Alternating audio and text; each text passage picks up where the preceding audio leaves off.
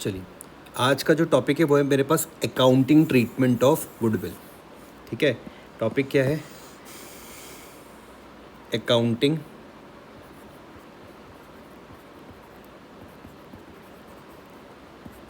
Treatment of goodwill. यहाँ तक कोई दिक्कत तो नहीं? अब इस चीज़ को ध्यान से समझना कि ये सेम टॉपिक हम इससे पहले एडमिशन पर करके आए हैं। ये सेम टॉपिक इससे पहले हम एडमिशन पर करके आए हैं। ये सेम टॉपिक हम इससे पहले चेंज इन पीएसआर में करके आए हैं। आप मुझसे पूछोगे क्या यहाँ पे कुछ नया है? आंसर है नहीं, कुछ नया नहीं। मैं आपकी एक फटाफट से हेल्प कर देता हूँ इस टॉपिक को समझने के लिए। फटाफट से मैं आपकी हेल्प कर देता हूँ। यहाँ पर आपको कौन से रेशियो निकालने पड़ेंगे? आपको यहाँ पे गेनिंग रेशियो निकालना पड़ेगा, आपको यहाँ पर सेक्रीफाइस रेशियो निकालना पड़ेगा। अगर आप एक गेनिंग सेक्रीफाइस रेशियो निकाल दो तो कोई दिक्कत नहीं है। एक सिंपल सा दिमाग लगाना है कि जो भी पार्टनर गेन करेगा मैं उसकी कैपिटल को क्या कर दूंगा? कम कर दूंगा। जो भी पार्टनर सेक्रीफाइस करेगा मैं उसकी कैपिटल को क्या कर दूंगा? बढ़ा दूंगा। सिंपल, इतना ही दिमाग लगाना है। अगर आप गेनिंग रेशियो निकालने में कोई दिक्कत ना हो, सेक्रीफाइस निकालने में कोई दिक्कत ना हो, तो आप इस टॉपिक को आराम से सॉल्व कर सकते हो। आप बोलोगे भैया जो भी गेन करेगा हम उसकी कैपिटल को क्या कर देंगे? कम कर देंगे। जो भी सेक्रीफाइस करेगा हम उसकी कैपिटल को क्या कर देंगे? बढ़ा देंगे। सिंपल, कोई दिक्कत तो नहीं है। अगर आपको ध्यान हो तो मैं L माइनस कहाँ पर दिखाता था? कहाँ दिखाता था? L minus debit side, L minus में डेबिट में दिखाता था, और L प्लस में कहाँ पर दिखाता था? क्रेडिट में। टॉपिक ख़त्म। लेकिन एक बार बुक में चलते हैं। बुक क्या बोलती है? Accounting treatment of goodwill. लिखते हैं द रिटायरिंग और deceased partner is entitled to his share of a goodwill at the time of retirement or death because the goodwill earned by the firm is the result of the efforts of all the existing partners in the past। तो यहाँ तक जितनी बातें लिखी गई इसको मैं आपको समझाता हूँ एग्जाम्पल से। तो ध्यान से इस चीज़ को समझना। मैंने कहा मान लो एग्जाम्पल, मैंने कहा मेरे पास मान लो पार्टनर है। एक पार्टनर का नाम A है, एक पार्टनर का नाम B है, एक पार्टनर का नाम भाई C है, एक पार्टनर का नाम D है। मेरे पास 4 पार्टनर हैं। ठीक है सर। इन चारों पार्टनर ने मिलके क्या कराया? कोई बिजनेस बनाया। ठीक है। और इन मतलब सब ने मेहनत करी है। A ने भी मेहनत करी है, B ने भी करी है, C ने भी करी है, D ने भी करी है। मान लेते हैं, मैंने कहा इनका बिजनेस मान लो 50 साल पुराना है। इसमें आपको A की मेहनत भी दिख जाएगी, B की भी, C की भी और D की भी। लेकिन हुआ क्या कि कुछ टाइम में ये जो D था इसका क्या हो गया? रिटायरमेंट हो गया। ठीक है। ये जो C था, इस C की क्या हो गई? डेथ हो गई। आ रही है मेरी बात समझ में? ध्यान से मेरी बात समझना। किसने करी मेहनत?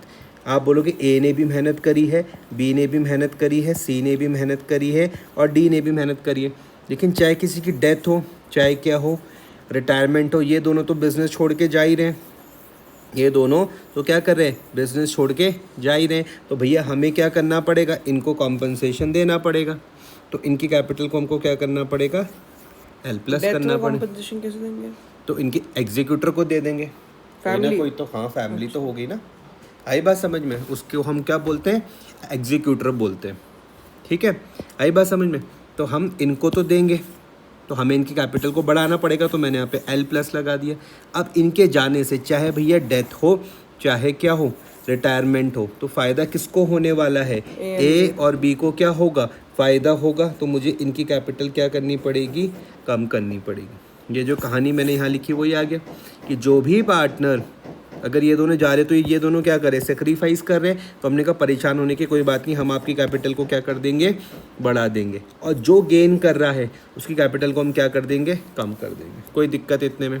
देखो यही बात यहाँ पर लिखी हुई। द रिटायरिंग और deceased partner is entitled to his share of goodwill at the time of retirement और death because the goodwill earned by the firm is the result of the efforts of all the existing partners in the past। यहाँ तक कोई दिक्कत तो नहीं है? since a part of the future profit will be acquiring because of the present goodwill and the retiring or deceased partner will not be sharing future profits, it will be fair to compensate the retiring or deceased partner for the same. ठीक है, जो मैंने बात बताई.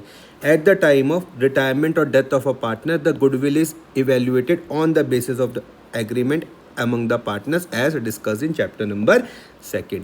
तो आपको क्या करना है, अगर मैं आपको यहाँ पे चैप्टर नंबर 2 में लेके जाऊँ तो आपको ध्यान आएगा कि हमने गुडविल की वैल्यूएशन करना सीखा था. आपको ध्यान आएगा कि वहाँ पर मैंने क्या बताया था, एवरेज प्रॉफिट मेथड. अगर आपको ध्यान आ रहा होगा, average profit method, super profit method, weighted average profit method, capitalisation of super profit, capitalisation of average profit.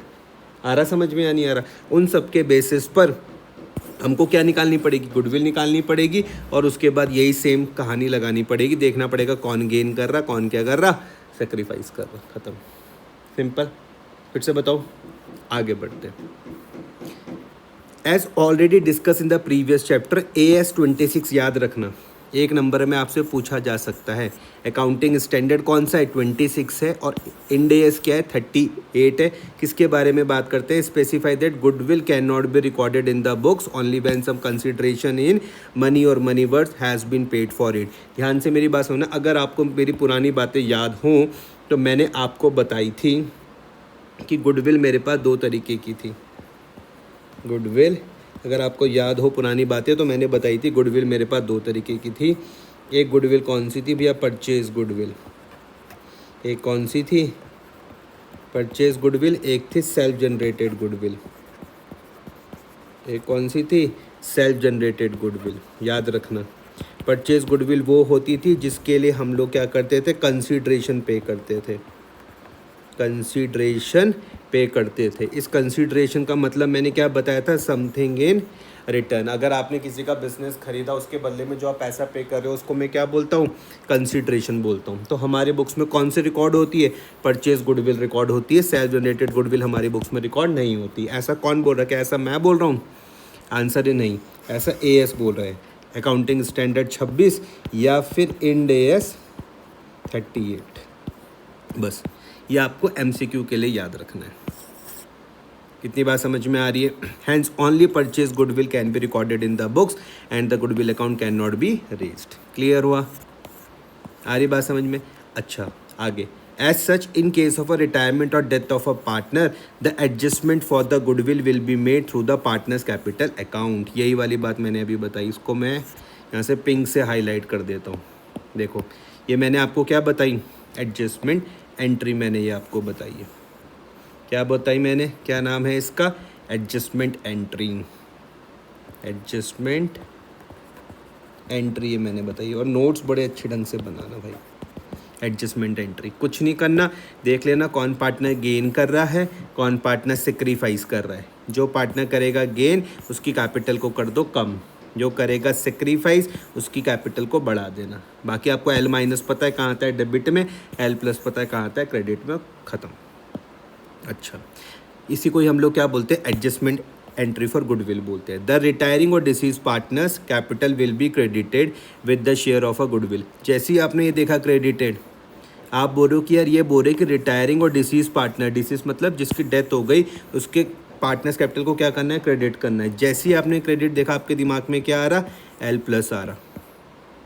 और L+ तभी हो सकता है जब ये क्या करेंगे, सेक्रीफाइस करा होगा. अब फिर आपका दिमाग कब काम क्या कर रहा है कि हाँ यार, कि जो पार्टनर रिटायर होएगा या जिसकी डेथ हो जाएगी वो तो सेक्रीफाइस ही कर रहा है ना प्रॉफिट का, तभी तो हम उसकी कैपिटल को क्या कर रहे हैं, क्रेडिट कर रहे हैं.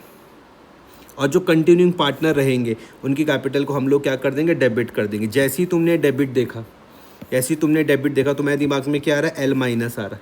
तुमने कहा L- तभी पॉसिबल है जब क्या करा होगा, इन्होंने गेन करा होगा.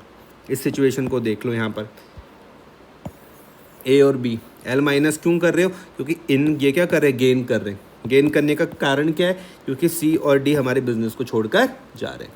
एंट्री आप देख लेना तो आपको ये पूरी समझ में आ जाएगी. जो कंटिन्यूइंग पार्टनर है डेबिट में क्यों लिखे हुए, आपको पूरी बात यहाँ पर समझ में आएगी कि इनमें काय का रूल लग रहा है, L- का रूल लग रहा है. कौन से रेशियो में, गेनिंग रेशियो में. जो रिटायरिंग और जो डिसीज पार्टनर होंगे इनकी कैपिटल में काय का रूल लगा रहा मैं, L- प्लस का रूल लगा रहा हूँ, जो भी उनका क्या होगा शेयर ऑफ गुडविल होगा। अब थोड़ी बहुत बात समझ में आ रही है या नहीं आ रही? पक्का? अच्छा, इलस्ट्रेशन नंबर 8 में आपके साथ डिस्कस करता हूँ। PQR आपके पास पार्टनर है जिनके बीच के रेशियो 7:5:4 है। यहाँ तक आपको किसी भी तरीके की कोई दिक्कत नहीं आएगी। आ रही है बात समझ? कितने पार्टनर है? 3 पार्टनर है, एक का नाम P है, एक का नाम Q है, एक का नाम R है। इनके बीच के रेशियो 7:5:4 है। अच्छा, रिटायर कौन हो रहा है? R हमारी फर्म से क्या हो रहा है? रिटायर हो रहा है। R retires and the goodwill of the firm is valued at ₹1,60,000। ध्यान से समझना, रिटायर कौन हो रहा भैया? रिटायर हो रहा R, रिटायर हो रहा है R। तो R का शेयर क्या आ जाएगा? R का आपने शेयर निकाल दिया 4/4 कितना हो रहा? 7, 5 और 4, वेरी गुड 16। तो 4/16 इसका शेयर हो जाएगा। नहीं आया समझ में? 4/16।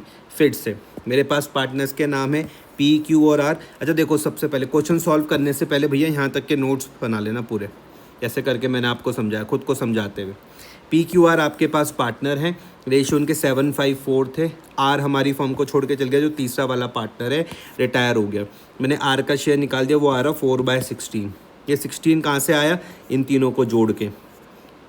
5 और 4 क्या होते हैं? 9, 9 और 1 10 और 6 16।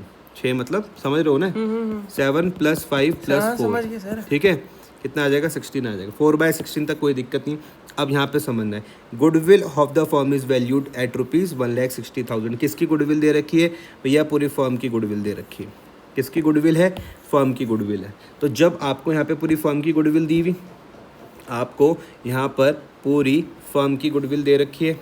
कितनी दे रखी फर्म की गुडविल? आपको यहाँ पर पूरी फर्म की गुडविल दे रखी है कितनी? 1,60,000 रुपये। रिटायर कौन हो रहा था? रिटायर कौन हो रहा था? रिटायर कौन हो रहा था बताओ? R हो रहा था। रिटायर कौन हो रहा है? R हो रहा है। R का क्या था? 4/16 शेयर था। तो अगला मुझको स्टेप में क्या करना पड़ेगा? R शेयर ऑफ गुडविल निकालना पड़ेगा। R शेयर ऑफ गुडविल, तो 1,60,000 मल्टीप्लाई बाय 4/16 जब मैं कर दूंगा तो मेरे पास 40,000 आ जाएगा। यहाँ तक कोई दिक्कत तो नहीं है? अच्छा, कई बार आपको डायरेक्ट भी शेयर उसका दिया हुआ रह सकता है रिटायरिंग पार्टनर का, तो ध्यान में रखना। अभी पूरी फर्म का शेयर दिया हुआ था तो मैंने रिटायरिंग पार्टनर का शेयर निकाला, कितना आएगा? 40,000 आएगा। ध्यान से अब अपने दिमाग में ये चीज़ सॉल्व कर लेना। तुम्हें पता होना चाहिए कि भैया ये जो R है ये हमारी फर्म को छोड़कर जा रहा, जो R है वो हमारी फर्म को क्या कर रहा है? छोड़कर जा रहा है। तो कहीं ना कहीं ये क्या कर रहा होगा भैया? सेक्रीफाइस कर रहा होगा। तो हमने कहा भैया परेशान होने की कोई बात नहीं है, जितना भी तुम्हारा शेयर आ रहा है, जैसे इसका यहाँ पर शेयर बनता है कितना? 40,000 रुपीज़। हम तुम्हारी कैपिटल को 40,000 से क्या कर देंगे? L+ कर देंगे। L+ करने का मतलब क्या कर देंगे? क्रेडिट कर देंगे। आ रही बात समझ में या नहीं आ रही? अच्छा, आगे बढ़ते हैं। No goodwill account appears as yet in the books of the firm. ध्यान से इस चीज़ को समझना, 2-3 बार तुमको समझाऊंगा इस वाली बात को जो मैंने रेड करा। इसका मतलब है कि भैया हमारे पास बैलेंस शीट में भी तो गुडविल दी हुई रहती है। हमारे पास बैलेंस शीट में भी तो क्या रहती है? गुडविल दी हुई रहती है। याद आ रहा है या नहीं आ रहा? तो जब इस यहाँ पर बैलेंस शीट में जब गुडविल दी हुई रहती थी तो मैं इसको राइट ऑफ करने के बारे में बात करता था। मैं बोलता था इसको यहाँ से हटाओ, इस गुडविल को यहाँ से हटाने के बारे में बात करता था। ध्यान आ रही है ना आपको बात? तो यहाँ पर फिलहाल क्या लिखा हुआ कि no goodwill account appears as yet in the books of the firm. तो अभी हमारी बैलेंस शीट में कोई गुडविल नहीं है। तो हमने कहा नहीं है तो कोई दिक्कत नहीं है, तो अच्छी बात है। आ रही बात समझ में? आगे। अच्छा, अगर बाई चांस होती, अगर यहाँ पर गुडविल होती तो मैं इसको क्या करता था? राइट ऑफ करता था। अगर ये आपको गुडविल दिखती है बुक्स में तो आपको ध्यान होगा, इसके लिए मैं क्या बोलता था? इसको मैं क्या करता था? Right of. राइट ऑफ मतलब कि मैं इसको बैलेंस शीट से हटा रहा हूँ। Right of between the old partners, किसके बीच में? ओल्ड पार्टनर्स के बीच में, in old profit sharing ratio, in old profit sharing ratio. फिलहाल तो है नहीं तो कोई दिक्कत नहीं, अगर होता तो मैं राइट ऑफ करता। और राइट ऑफ करने की, और जब मैं राइट ऑफ करता हूँ तो पार्टनरशिप क्या कैपिटल क्या हो जाती है? कम हो जाती है। तो एंट्री क्या बनती है? Old partners capital account debit to goodwill. फिलहाल नहीं है, फिलहाल नहीं है। होती तो मैं ये करता। क्लियर हो रही बात या नहीं हो रही? कोई दिक्कत तो नहीं है। आगे P&Q will share future profits equally. अब ध्यान से यहाँ पर समझना कि मुझको क्या ओल्ड रेशियो दिए हुए, हाँ जी, क्या मुझको न्यू रेशियो दिए हुए, हाँ जी, आ रही मेरी बात समझ में, ओल्ड भी दिए हुए और मुझको न्यू भी दिए हुए। अच्छा मुझको बताओ P&Q ने क्या करा, सेक्रीफाइस करा कि गेन करा होगा, क्या लगता है तुमको? Generally gain. तुमने कहा गेन करा होगा। इसका मतलब भाई मैं ये बोल सकता हूँ, ध्यान से, टेबल वर्क करनी है तो कर लो। इसका मतलब मैं यहाँ पर ये बोल सकता हूँ, ध्यान से इस चीज़ को समझना कि मैं नॉर्मली यहाँ पर ये वाली बात कह सकता हूँ आपको कि अगर मैं ओल्ड में इनका अगर गेनिंग वाला रेशियो जोड़ दूँ तो न्यू बन जाएगा। नहीं आया समझ में? अगर मैं इनके जो भी इनका ओल्ड रेशियो था उस पर मैं अगर गेन जोड़ दूँ तो न्यू बन जाएगा। किसके बारे में बात कर रहा हूँ? कंटिन्यूइंग पार्टनर्स के बारे में बात कर रहा हूँ। इनका गेन और जो रिटायरिंग पार्टनर सैक्रिफाइस करा है। अभी पहले आप ये समझो, ये मैं किसके बारे में बात कर रहा हूँ? कंटिन्यूइंग पार्टनर्स के बारे में बात कर रहा हूँ। कंटिन्यूइंग पार्टनर कौन है? P&Q है। मैंने कहा जो भी P&Q का ओल्ड होगा और जो उन्होंने गेन करा होगा वही न्यू बन जाएगा। इतना यहाँ तक कोई दिक्कत तो नहीं। अभी मुझे क्वेश्चन में क्या क्या दिया हुआ, अभी मुझे क्वेश्चन में क्या क्या दिया हुआ? ओल्ड रेशियो, ओल्ड दिया हुआ और न्यू हमने निकाल लिया। न्यू दिया हुआ। न्यू तो दे रखा है, ये देखो ना, P&Q अच्छा, विल हाँ। Share future profit equally. Okay, हाँ। तो इसका मतलब मुझको ओल्ड दिया हुआ, न्यू दिया हुआ, तो मुझको क्या निकालना पड़ेगा? गेनिंग निकालना पड़ेगा। तो एक फार्मूला देखो, मैं यहाँ पर गेनिंग का फार्मूला मैं ओल्ड माइनस न्यू। इसी के बेसिस में कैसे बना सकता हूँ। मैंने कहा कि मुझको क्या निकालना है भैया? गेनिंग रेशियो निकालना है। तो अगर ये यहाँ पर इसको मैं न्यू को यहाँ लिया हूँ तो ओल्ड माइनस न्यू, तो ये यहाँ पर ये चल जाएगा। अब ध्यान से इस चीज़ को समझना, लेकिन वो अब ध्यान से इस चीज़ को समझ, मैंने कहा गेन को यहीं छोड़ देता हूँ, इसको लेके चल जाता हूँ, तो फॉर्मूला क्या बन जाएगा? New minus old. ध्यान से समझो बात को, न्यू को मैंने यहीं रहने दिया, ये यहाँ प्लस का है ना, यहाँ जाके क्या हो जाएगा? माइनस। फॉर्मूला क्या बन जाएगा? New minus old. समझ में आई बात या नहीं आ रही? कोई दिक्कत तो नहीं है। अब मैं फटाफट से निकाल लेता हूँ, पी का शेयर। अब मैं फटाफट से निकाल लेता हूँ पी का शेयर। तो पी का ओल्ड क्या था? पी का ओल्ड था भाई 7/16, सॉरी, और न्यू क्या था? 1/2। 1/2 समझ में आ रहा कहाँ से आया? कहाँ से आया ये 1/2? कहाँ से आया सर? ये न्यू, अरे न्यू तो है, लेकिन आया कहाँ से? हाफ को 1/2 ही लिखेंगे, मतलब इक्वली है ना, इक्वली लिखा हाँ, तो हुआ। 1/1 आया समझ में? 1/2 क्योंकि 1:1 होगा ना, फिर तो उसको मैंने 1/2 लिख दिया। तो आपको न्यू समझ में आ गया। ओल्ड क्या हो जाएगा? 7/16। 7/16 समझ में आ रहा है ये? 7/16, ठीक है। तो 7/16, इसको मैं अगर यहाँ पे 8 से मल्टीप्लाई कर दूँ, 1/16, तो क्या आ जाएगा आंसर? 1/16। यहाँ तक मेरे हिसाब से कोई दिक्कत नहीं आनी चाहिए। सेम इस तरीके से मैं पी के बाद में क्यू का भी शेयर निकाल सकता हूँ। क्यू है ना, दूसरा पार्टनर क्यू है। तो भैया क्यू का जो न्यू है वो क्या है? 1/2 माइनस 5/16, 5 है।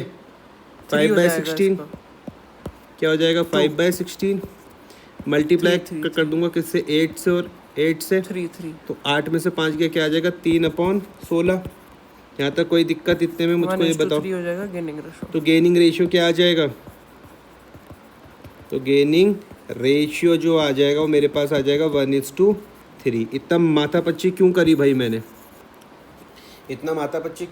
गेनिंग रेशियो क्यों निकाला? कहानी को समझना ध्यान से, ठीक है? सुनो कहानी को समझो। PQR तुम्हारे पास पार्टनर थे, आर हमारी फर्म को छोड़कर चल गया। आर जब हमको छोड़कर गया तो इसके जाने के वजह से इन दोनों को फ़ायदा हुआ। ये पी के चेहरे पर तुमको क्या दिखेगी? ये खुश हो रखा है। क्यू भी क्या हो रखा है? खुश हो रखा है।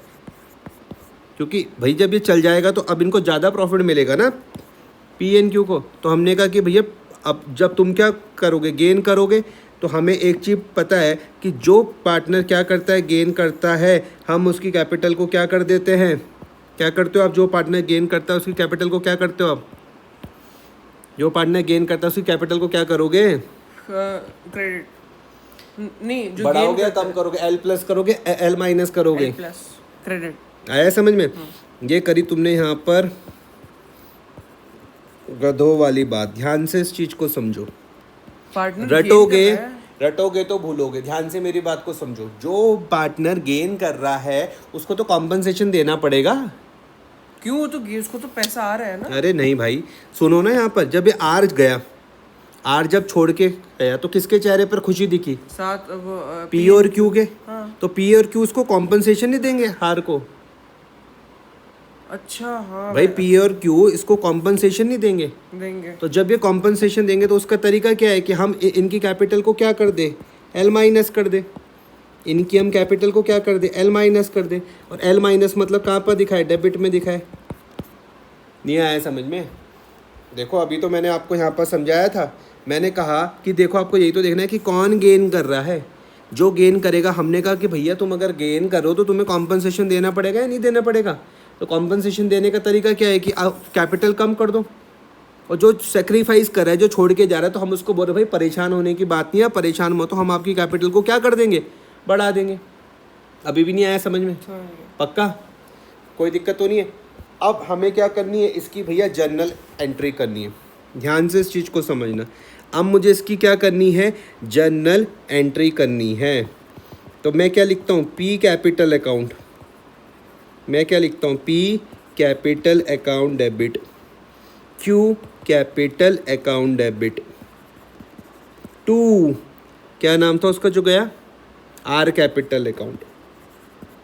आर कैपिटल अकाउंट कितना, 40,000। और इस 40,000 को मैं इन दोनों के बीच में बांट दूंगा कौन से रेशियो में, गेनिंग रेशियो में, जो क्या थे 1:3 थे। तो यहाँ पर क्या आ जाएगा, 10,000 आ जाएगा, यहाँ पर क्या आ जाएगा, 30,000 आ जाएगा। नहीं आया समझ में? पक्का? इन दोनों की कैपिटल मैंने कम क्यों करी है, क्योंकि इन्होंने गेन करा। जो गेन करेगा वही तो कॉम्पनसेशन देगा। और जो सेक्रीफाइस कर रहा, हम बोल रहे भाई परेशान होने की बात नहीं, हम तुम्हारी कैपिटल को क्या कर देंगे, बढ़ा देंगे। तो P capital account debit, Q capital account debit to R capital account, 10,000, 30,000 और 40,000। P capital Q capital to R capital 10, 30 और 40। आया आपको समझ में? फिर से बताऊं तो इम्पॉर्टेंट यहाँ पे गेनिंग और न्यू, गेनिंग का क्या हो गया, गेनिंग रेशियो का new ratio minus old ratio. आया इतना समझ में? पक्का? करो इतना।